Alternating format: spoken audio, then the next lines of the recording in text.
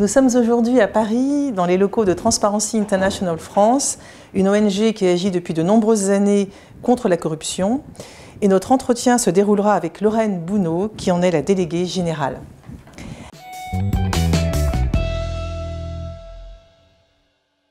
Transparency International France, c'est la section française d'un mouvement mondial, Transparency International, qui compte plus d'une centaine de sections à travers le monde et qui partage une vision commune, celle d'un monde dans lequel les États, les entreprises, mais aussi la société civile seraient épargnés par toute forme de corruption. Donc on a des activités de plaidoyer un peu classiques au niveau national ou international, où on essaie de faire changer les normes, les règles, les institutions, les rendre plus efficaces, plus indépendantes, mais aussi les renforcer de manière plus générale. On a des activités aussi d'accompagnement des différents publics auxquels on s'adresse, que ce soit les entreprises, la société civile ou les décideurs publics. On va par exemple publier des guides pratiques, créer des plateformes sur lesquelles on va mettre en ligne des données, faire la transparence sur des données publiques, mais aussi informer, sensibiliser les citoyens sur la corruption, faire un état des lieux en fait de la corruption dans le monde, mais aussi en France. Et enfin, on a des activités où on est en capacité de porter des affaires devant la justice. On est agréé pour ce faire, donc on est partie civile sur différentes affaires de corruption en France ou à l'international.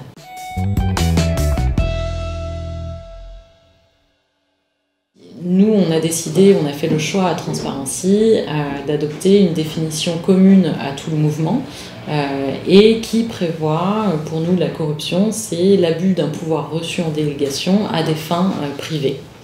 Il faut savoir que ce qui est intéressant quand il s'agit de corruption, et on avait mené un sondage en 2015 à ce sujet, c'est que les gens ont encore beaucoup de difficultés à vraiment comprendre ce que cette définition revêt.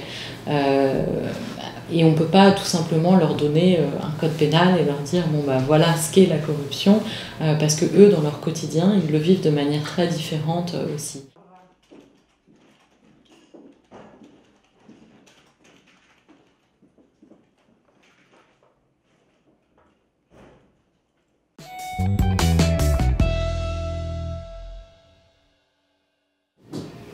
Alors ça fait plusieurs années qu'on a effectivement un indice de perception de la corruption qu'on dévoile chaque année. En 2015, par exemple, on a estimé sur 174 pays quelle était la perception des citoyens dans ces pays-là de la fonction publique et du secteur public et de la corruption qui touche ce secteur public. Ça nous permet d'opérer un peu de voir où on en est de la corruption chaque année, de voir si aussi les choses avancent, de voir si la confiance aussi que la société civile prête aux décideurs publics est plus ou moins entamée. Pour ce qui est de l'année dernière, finalement les résultats étaient assez inquiétants de manière générale et globale à travers le monde, puisqu'on avait une carte quand même assez rouge-orangé, où on se rend compte qu'il y a plus de pays qui ont perdu des places que de pays qui en ont gagné. En tête de ce classement, on retrouve très fréquemment et très généralement les pays du Nord, oui, avec le Danemark, la Suède, la Finlande, avec des scores avoisinant les 89 ou 90 points. C'est principalement ces grandes démocraties et ces grands voisins qu'on retrouve toujours en tête du classement.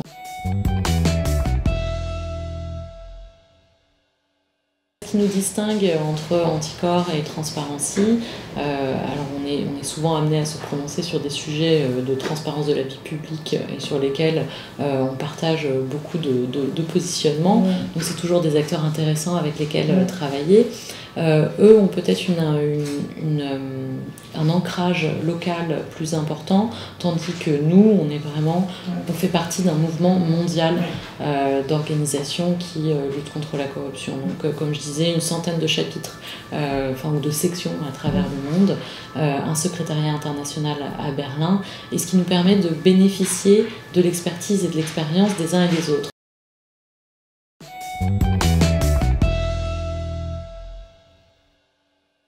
Alors Alors, il y a plusieurs enjeux dans ce que vous présentez, les enjeux de transparence, d'indépendance, et puis aussi qui compose finalement notre association, quelle est l'identité de notre association. Sur les enjeux de transparence, il est primordial d'être effectivement le meilleur élève dans la classe. Donc on met en ligne, par exemple, tous nos rapports d'activité, tous nos budgets, tous nos financements qui sont tous précisés avec les noms, les parts, les pourcentages, etc. sur notre site internet.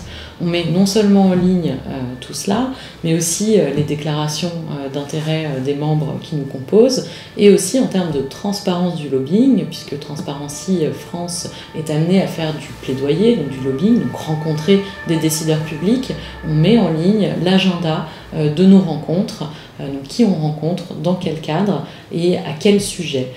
On va même encore plus loin, puisque tous les amendements, propositions, recommandations qu'on est amené à rédiger, on les poste sur notre site web et ils sont accessibles à tous. Voilà. Donc ces enjeux de transparence, mais aussi d'indépendance, l'indépendance notamment financière, qui est très importante, l'indépendance financière, elle est garantie notamment par une diversité des financements. Plus on a d'acteurs divers qui nous financent, plus on est à même de pouvoir de ne pas être sous l'influence d'un ou de l'autre et de pouvoir s'en séparer s'il le faut, si tel ou tel acteur ne correspond pas, telle fondation, telle entreprise ne correspond pas à nos valeurs, ou en tout cas mène des activités qui sont en complète contradiction avec les combats que nous portons.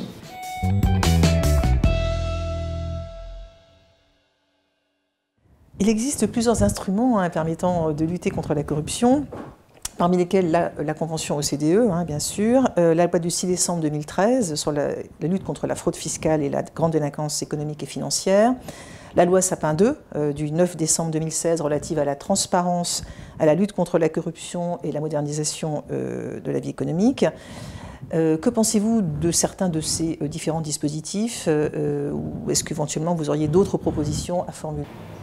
Alors, la France avait un certain retard à rattraper. Vous évoquiez la convention OCDE, par exemple, sur la corruption d'agents publics étrangers. Il faut savoir qu'en 16 ans, la France n'avait condamné qu'une seule fermement, qu'une seule entreprise jusqu'à présent, quand nos voisins et d'autres grandes démocraties avaient condamné à des amendes, notamment via, par exemple, des mécanismes de transaction pénale, ou ce qu'on appelle aujourd'hui la convention judiciaire d'intérêt public, des dizaines d'entreprises, 50, 100 pour les États-Unis, l'Allemagne, la Suisse, voilà, donc d'autres pays qui étaient signataires de cette convention OCDE. Donc on avait un certain retard à rattraper. Mais on était aussi pointé du doigt par la CEDH, pointé du doigt par d'autres aussi commissions, autorités nationales qui chaque année faisaient des rapports en alertant sur le financement de la vie politique, en alertant sur les conflits d'intérêts, sur une protection des lanceurs d'alerte qui n'était clairement pas suffisante. Donc sur tous ces domaines-là, il y a eu des progrès qui ont été accomplis.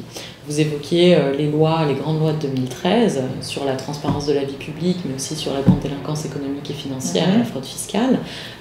Ces lois ont permis d'amorcer un véritable changement de pratique.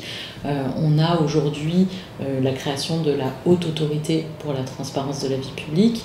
On a plus de 14 000 décideurs publics qui doivent déclarer leurs intérêts, leur patrimoine auprès de cette haute autorité. On a aussi une loi qui n'a pas été évoquée, mais qui, en termes de renouvellement de la classe politique et de limitation des éventuels conflits d'intérêts, la loi sur le non-cumul des mandats en 2014, qui va être une véritable révolution démocratique dans notre paysage français, quand elle va être mise en œuvre cette année pour la première fois.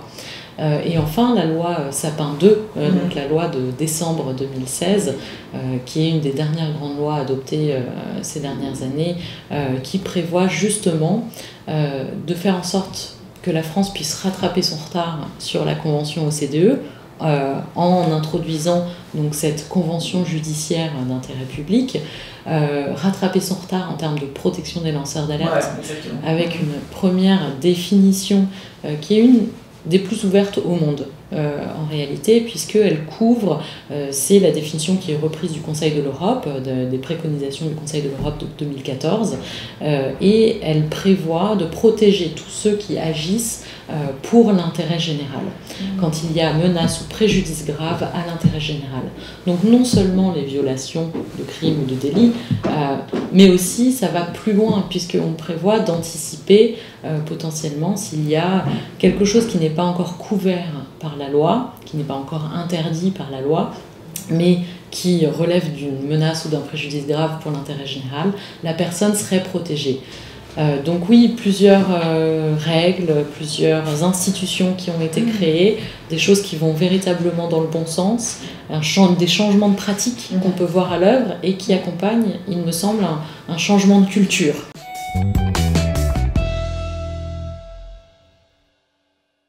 Alors pour moi, la corruption, elle a un double coût. Un coût financier, évidemment. Alors la Commission européenne estime à 1% du PIB de l'Europe. Certains autres think tanks indépendants parlent de 6%. Évidemment, c'est très compliqué à chiffrer en réalité, parce qu'on parle de faits qui sont par nature opaques et cachés, masqués, voilés. Donc on est entre 120 milliards, 990 milliards, enfin ce sont des sommes astronomiques, donc un réel coût pour l'Europe, de l'argent qui est aussi détourné et qui devrait être mis à profit d'équipements publics, de crèches, de trottoirs, de santé. Donc on voit que ça a un réel impact dans notre vie au quotidien, mais aussi un coût démocratique, parce que ça altère et de manière et sur le long terme la confiance que les gens peuvent porter envers les entreprises, mais aussi les décideurs publics. Mais ce coût-là, ce coût démocratique, il a une vraie incidence sur la confiance donc, que les gens peuvent porter dans leurs institutions, dans leurs élus, mais aussi dans leurs entreprises. Et donc mettre en péril finalement notre régime démocratique, notre état de droit. Et on le voit parce que quand ces dernières années, les citoyens ont pu finalement voter pour des autocrates ou des gouvernants qui étaient plus populistes, finalement ils en payent le prix quelques années plus tard avec des atteintes aux droits de l'homme, avec une limitation de la liberté de la presse, avec une limitation de l'indépendance de la justice par ces différents gouvernements. Donc on voit bien que c'est pas une solution et que si on avait remis un petit peu de confiance, si on avait restauré donc cette confiance et fait en sorte de lutter plus efficacement contre la corruption, on aurait peut-être évité ces écueils dans les années à suivre. Tout à fait.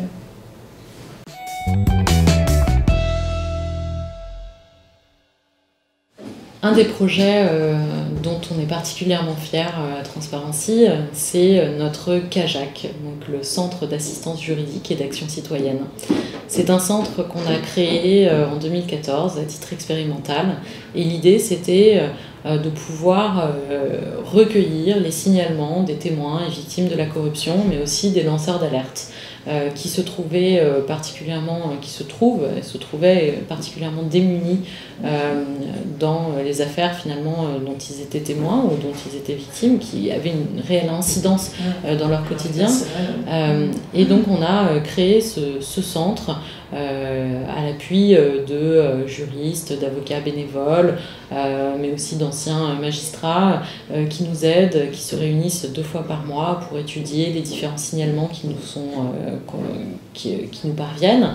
On fait principalement donc, du conseil juridique, de l'assistance juridique, mais aussi parfois du soutien moral pour des gens qui sont déjà investis sur ces cas, qui les ont déjà portés à la justice, mais qui ont besoin finalement de se dire qu'ils ne sont pas tout seuls dans ces combats qui sont parfois épuisants, qui requièrent de l'énergie pendant de nombreuses années, parce qu'on connaît aussi les moyens de la justice en France, et limités.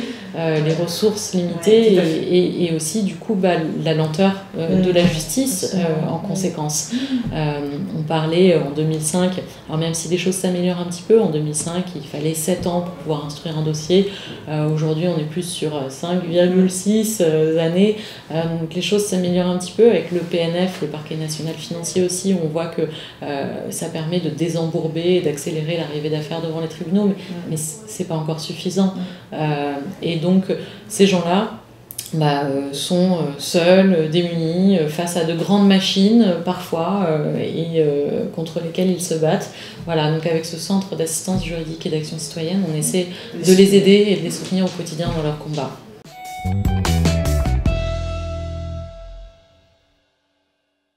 Peut-être un message de responsabilité. Ces étudiants, a priori, ils vont sûrement finir brillamment leurs études et être amenés à exercer des postes à responsabilité plus tard. Donc de s'assurer qu'ils font preuve d'une certaine éthique personnelle et qu'ils sont en capacité de se questionner constamment sur cette éthique. Cette probité et cette intégrité, ces vertus qu'il va falloir intégrer dans l'exercice de ces fonctions au quotidien, pour être aussi en mesure de réclamer ces mêmes vertus et cette même redevabilité de ceux qui exercent du pouvoir aussi. Voilà. Merci beaucoup. Merci.